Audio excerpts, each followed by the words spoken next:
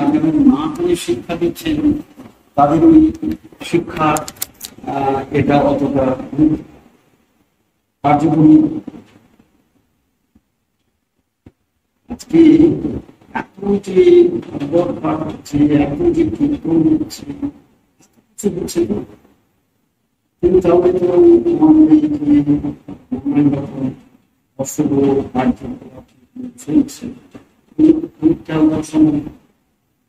পরিবর্তন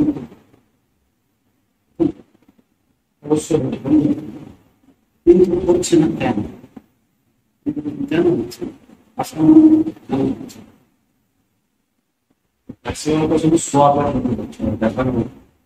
দেখানোর উদ্দেশ্য আমি এটা আজকে নয়, এটা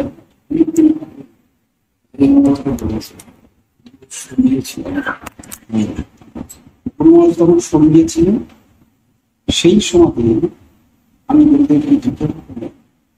যে আচ্ছা, পৃথিবীতে বিভিন্ন সময় বিভিন্ন মহাপুরুষ এসেছেন জগতের কল্যাণার্থে, জগতের কল্যাণার্থে যে এসেছেন, কিন্তু তেনাদের তো একটা অভিপ্রায় তো থাকে, একটা অভিপ্রায় তো অবশ্যই থাকে যে জগতের উৎকর্ষতা, প্রগতি, উন্নতি, এগুলো তো তাদের অভিপ্রায়ের মধ্যে পড়ে।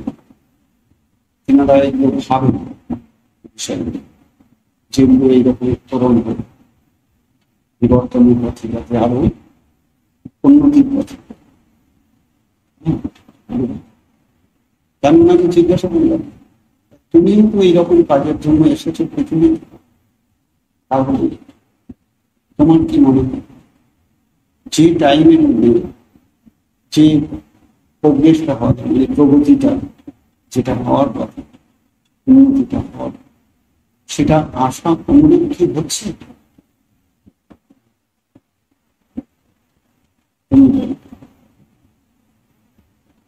সঙ্গে সঙ্গে আমিও বললাম যে আমার কিন্তু মনে হচ্ছে না সেটা হচ্ছে। তুমি বলো, তোমার কাছে জানতে চাচ্ছি। বললেন আমার কাছে কারণ কি, কেন হচ্ছে এত? তোমাদের এই সত্তাতে থেকে যদি তোমাদের এই চিন্তা, এই চেতনার যে অগ্রগতি, যেটা ভাবছ, যেটা মানুষের চাইছে, সেটা তুমি থাকা অবস্থাতে যদি না তোমার গোচরে আসে, তাহলে বিশাল দুরূহবার বিষয়। সেই জন্যই জিজ্ঞাসা করতে চাইছি যে কেন হচ্ছে না হওয়ার পিছনে কারণ। উনি একটাই কথা বললেন যে যে যা নয় সে তাই করতে চাইছে, যে যা নয় সে তাই করছে, যার জন্য এগুলো ঠিক ঠিক করছে না। তো আজকে যদি মহাপ্রভুর যে কথা, সেই কথা অনুসারে নিজ আচরণ ধর্মে পড়ে গেছে, নিজে যদি সেই আচরণগুলি ঠিক ঠিক ভাবে না জ্ঞান, শুধু ওই টিয়া পাখির মতো শেখানো বলি, শিখা বলি আওড়াতে থাকে, তো এগুলো তো প্রাণের থেকে প্রাণে পরশ। আমাদের যেমন পরিবেশনে পরশকে পরিবেশন বলে, পরশ পরশ ব্যবস্থাপনা, ভাত পরশ করবে, থালাতে সাজানো, কষা, কসড়া, অনেক শব্দ ব্যবহার করা যায়। তো সেই রকম ভাবে এটার যে একটা পরিবেশনকারী জন্য তিনাকে ওই ভূমিকাটা, যেমন যখন অন্ন পরিবেশন হয় তখন কিন্তু যিনি পরিবেশন, তার মধ্যে মাতৃত্ব, চূড়ান্ত রূপে মাতৃত্ব চায়। মাতৃভাবনা তার মধ্যে অবশ্যই থাকা চাই, তাহলে তার দ্বারা পরিবেশন ভালো হয়, তাই সারা কাজ করে। সেইরূপ সমাজে যেনারা যাবে, সমাজের যেনারা অভিভাবক সমাজকে আগের দিকে নিয়ে যাবে, তাদের নিজেদের আচরণটা সুন্দর।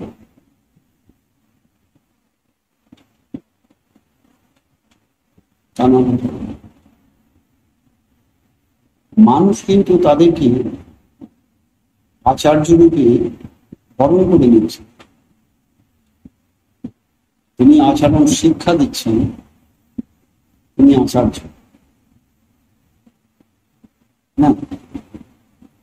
তো তার ভিতরে তো নিজস্ব যে শুদ্ধতা, যে প্রাণের যে হৃদয়, যে প্রেম, ভালোবাসা, ওগুলো তো তার মধ্যে থাকতে হবে। যদি শুধু অর্থের সঙ্গে সম্পর্ক হয়ে ওই স্টেজটুকুই ওর ভূমিকা, তারপরে ভূমিকা শেষ হয়ে গেল, যেমন নাটক করে না, তাতে ভালো কার্য করি।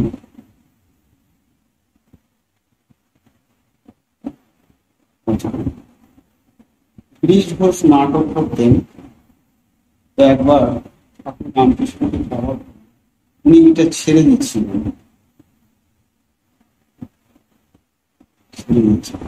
কিন্তু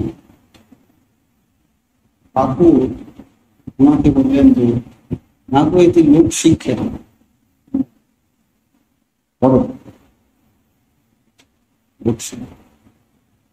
তাহলে এই যে কীর্তনাদি এগুলো হচ্ছে, এতে লোকশিক্ষার একটা পর্ব, এগুলো মানুষের শিক্ষা যাতে বাড়ে।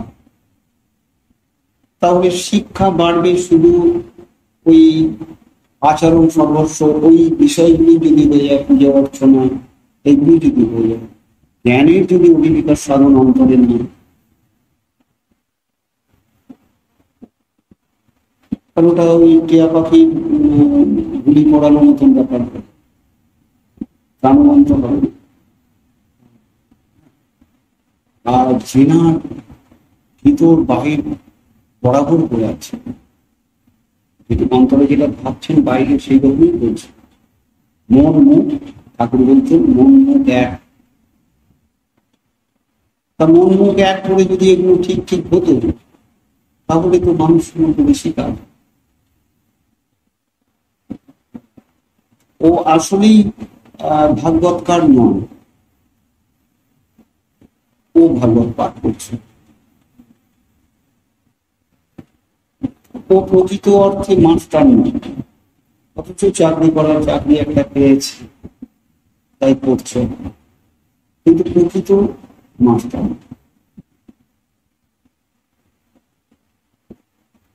সমাজ সেবার নাম করে সমাজে কিছু সংগঠন গড়ে উঠছে, করছে, কিন্তু প্রকৃত সেবক নেই, প্রকৃত সেবক সেবা কাজটা সুন্দর হবে না। বিষয়গুলো এইরকম, সেইটাই উনি একটা কথাই বলছেন, যে যার নয় সে তাই করতে। সাজা তো সাজা জিনিস শুধু অভিনয়ই হয়ে যাবে, প্রাণবন্ত হবে না।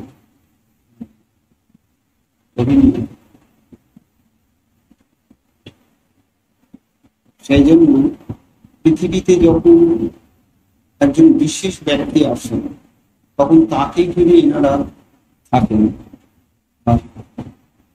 সবাই কিন্তু প্রকাশ্যে অনেকে আসেন, প্রকাশ্যে আসে, গোপনীয়তা থাকে।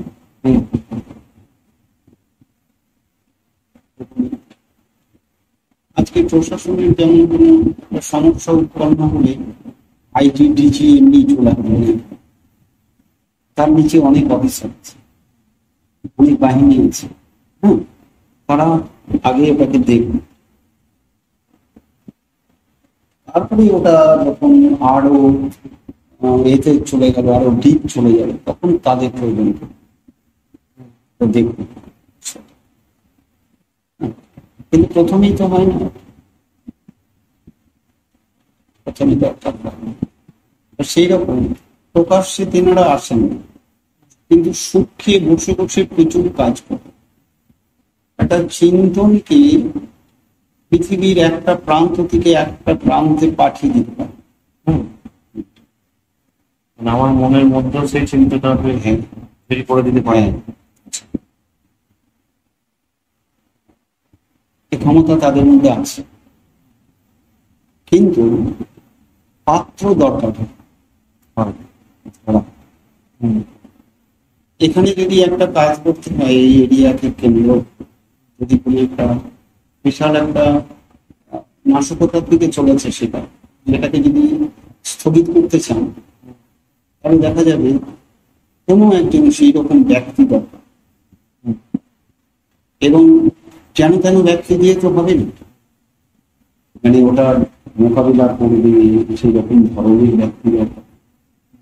হ্যাঁ, ওটা যদি প্রশাসন র্যাঙ্কে থাকে ঘটনা, তাহলে প্রশাসনিক কোনো কর্মকর্তাকে নক করবে।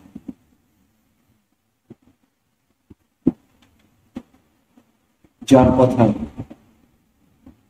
রিলে হয়ে যাবে সবার মধ্যে, সবাই পালন তৎপর, যাকে তাকে দিয়ে তো হবে না।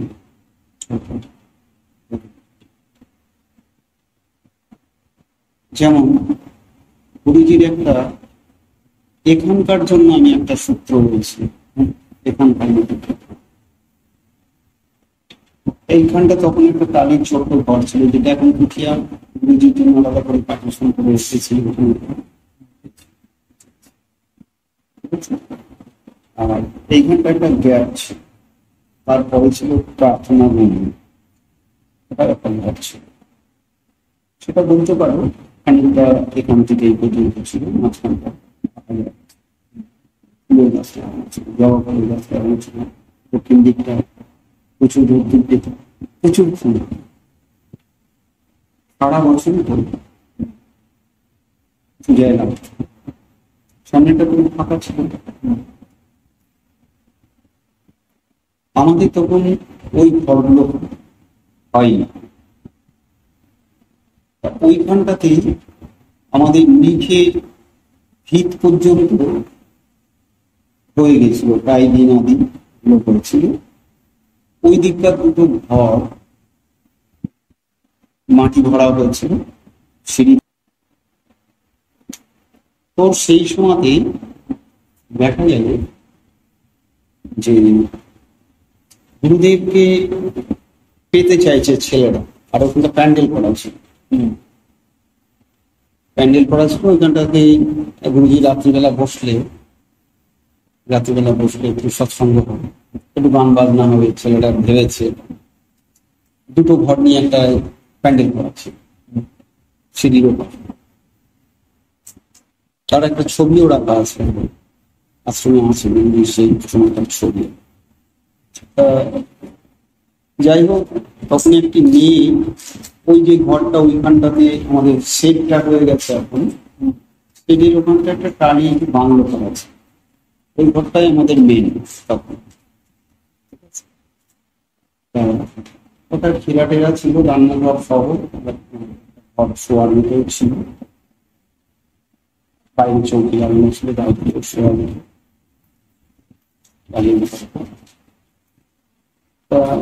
একটি মেয়ে সেই সময় থাকছিল আশ্রমে। ওরা সন্ধ্যা প্রদীপ গুরুজির ঘরে আলোটা দেয়নি, অথচ সন্ধ্যার সময় যখন লাইট দিতে গেছে তখন দেখেছে ঘরের দরজাটা বন্ধ। তার কারণ হচ্ছে গুরুজি থাকাকালীন দরজা এমনি ভিতর থেকে কোনোদিন খিল দেননি, কোনো ঘরে খিল তিনি দিতেন না, এমনি ভাজানো করে। কারোর প্রয়োজনে সে আসতো দেখা করতে, বা অনধিকার চর্চা তো কেউ করতো না আশ্রমে। অনধিকার চর্চা করার মতন কিছু ব্যক্তি সবাই করে। তো ও আমাকে বললো যে যখন রাইড করে আমি ঘরে আরো জ্বালা হয়নি, বলছি তো সিটিং থেকে উঠে গেছেন ঘরে। আমি ঠিক আছে, দেয়া যখন হয়নি তখন আর ওটাকে নিয়ে চিন্তা করতে হবে না, দিতেও হবে না, প্রয়োজনে উনি করে নেবেন। আর ওটা গুরুদেব যখন বাইরে বসে সিটিং করছিলেন তখনই ওটাকে দিয়ে দিতে হবে লাইটটা, তখন তো কেউ শুনতে গেলেন ওটা আগেই ঢেলে দিল, তোমরা জ্বালনি কেন।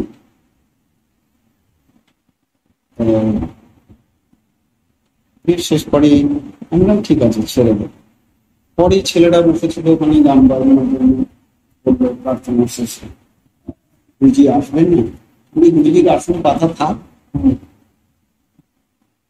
তোমরা বসো না, তোমরা নিজেরা গান বাজনা করো, গুরুজির জন্য কাজে না থাকেন চলে আসবে। ওদেরকে বুঝিয়ে বলবো। আর একটি ছেলে এখানকার, ও কিন্তু এখানে ঘোরাফেরা করতে গেল গুরুজির ঘরে ঢোকার জন্য। আচ্ছা, ঘরে ছেলে ঢোকার জন্য আমি প্রথমেই দরজাটাকে হাত দিয়ে ঠেলে দেখে নিয়েছি যে ভিতর থেকে দরজাটা খিল দেওয়া আছে ভিতর থেকে। আমি দেখলাম তাহলে ওই দিকটা আর কোনো ডিস্টার্ব করা চলবে না, তারপর ওনার অন্য কাজ আছে। উনি নাই, দেন না, উনি নাই, ঘরে নেই, নাই। ঠিক আছে, ঘরে খিল দিয়ে দেওয়া মানে ঘরে উনি না। আচ্ছা, বেরিয়েছেন। ঠিক আছে, সরাসরি। হ্যাঁ। তো দিয়ে আমি তখন বুঝতে পেরে আমি কিন্তু ওই মেয়েটাকেও না করলাম যে তুমি যাস না দেখি। তারপরে দেখছি ওই ঘোরাঘুরি করছে, একটু বেশি কর্তাগিরি দেখানোর জন্য ওর চেষ্টা থাকে, আজও আছে। না এখানে আছে। হ্যাঁ। আচ্ছা, দিয়ে ও কিন্তু কি পাওয়া গেল তার সহ খোলা ছিল, নতুনই ছিল, একটু নতুন আর ওটা পুরানা ছিল, তো ওটা না ভালো হবে। বিজনটা ভালো ছিল। ঠিক আছে। তো দিয়ে তারপরে কি দেখা গেল যে ওকে আমি বললাম ওঠান ওদিকটা যেও না, নিজে অন্য চিন্তাতে আছে। কিন্তু আমার কথা তো শুনলেন না, কিন্তু নিজেই নষ্ট। ও বারবার আমি পায়চারি করতে পারি। তারপরে আমি খিল তো দেওয়া আছে, থাক যাক, ওখানে টানি করে হলো না যখন তখন চলে গেল। আর চলে যাওয়াটা আমাকে লক্ষ্য রাখতে হবে, গেল কি গেল না। চলে গেছে পরে আমি যখন বেরিয়ে চলে গেল তখন আমি ছেলেদের কাছে গেলাম গান বাজনা করছিলাম। তো আবার ওরা জিজ্ঞাসা করলো যে গুরুজি আসবেন, নিশ্চয় কোনো কাজে আছে। আমরাই আনন্দ করি, উনি উপভোগ করবেন আমাদের এই করে বসে গান বাজনা হতে রাত্রি হয়েছে। আমরা ওদিকে আছি, তার মধ্যে উনি এসে রান্নাঘরে যে মেয়েটি ছিল ভিতর থেকে তো বন্ধ করা আছে, তোকে দেখেছি ও তো চমকে উঠেছে, যাতে আমাদের কেউ জানতে না পারে উনি এটা চাইছেন। তোমরাই এরকম করছিস কেন, খোল দাঁড়িয়ে আমি আছি। তারপরে বলছি তুমি ছিল তাতেই বসেছে, একটু চা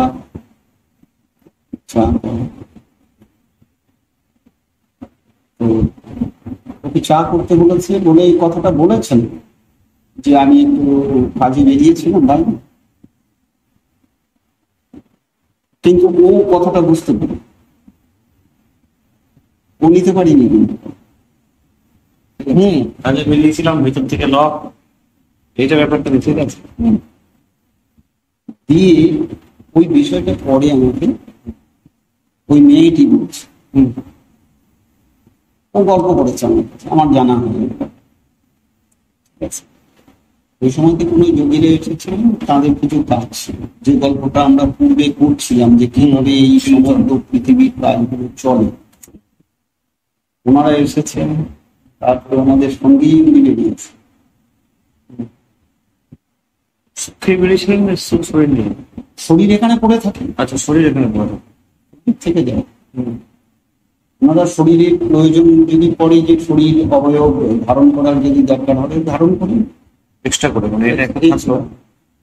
হ্যাঁ, মানে ওই যদি প্রয়োজন পড়ে, শরীরের যদি প্রয়োজন পড়ে, তখন কিছু কিছু কাজ তো থাকে যেগুলো মিটিং করতে হয়।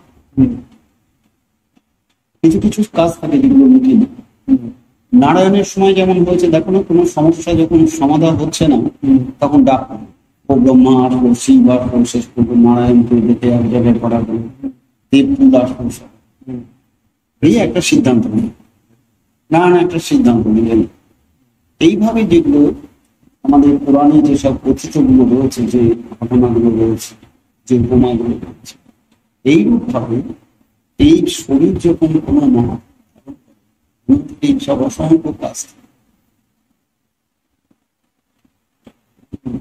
শুধু আমাদের দু একটা কটা শিষ্য হয়েছি, আমাদের এই শিষ্য তো বড়াই ওনার কারণ, প্রচুর কাজ প্রচুর।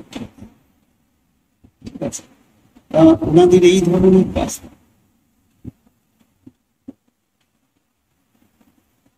কখন কোথায়, এই দেখো কদিন আগে মনে হচ্ছিল এই যুদ্ধটা বোধহয় লেগেই যাবে।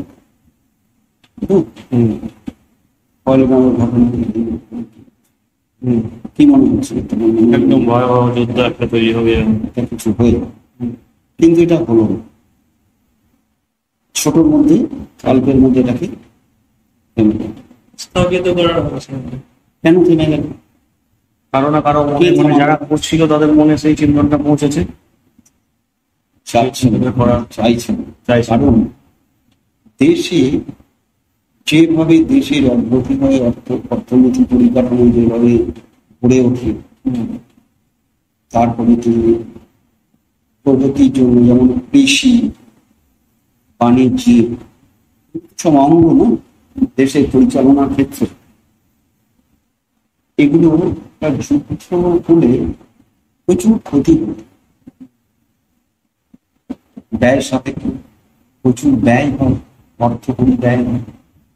যখন কোনো গোলা বারুদ চলতে থাকে, তখন শস্যের ক্ষতি হয়, সেসব ভূমির ক্ষতি হয়ে যাচ্ছে, কয়েক বছর পিছিয়ে যায়। বহু কলকারখানা নষ্ট হয়ে যায়, কোথায় বোম করবে, কোথায় করবো, কি হলো না, প্রচুর ক্ষতি হয়ে যায় দেশে।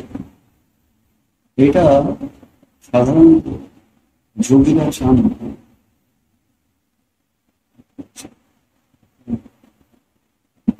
যখন একবারই হয় না, তখন কিছু চিন্তনগুলো খারাপ। বলছেন আশীর্বাদ যে বিষয়টা আছে, এই আশিস গুলো কাজ করে কোনো ব্যক্তি।